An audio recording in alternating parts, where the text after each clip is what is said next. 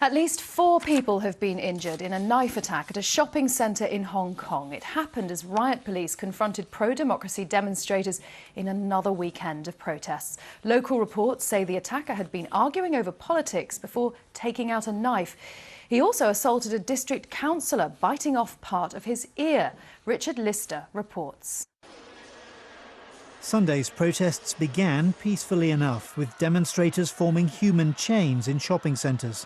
But here, in City Plaza, things soon turned violent.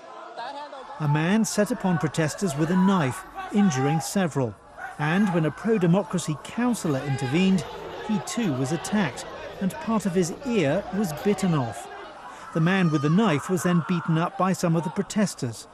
But police haven't confirmed whether he was among those arrested.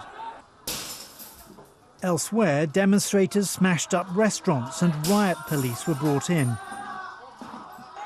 At the Newtown Plaza, there was a tense standoff as police searched the complex and removed some of the protesters.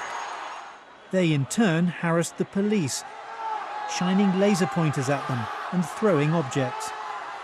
This was the 22nd consecutive weekend of protest in Hong Kong. And after widespread and intense clashes on Saturday, it was one of the most violent for some time.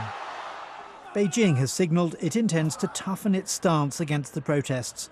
As yet, it's unclear when exactly that might happen or how. But as the injured were taken to hospital, the people of Hong Kong were left wondering how much longer this can continue. Richard Lister, BBC News.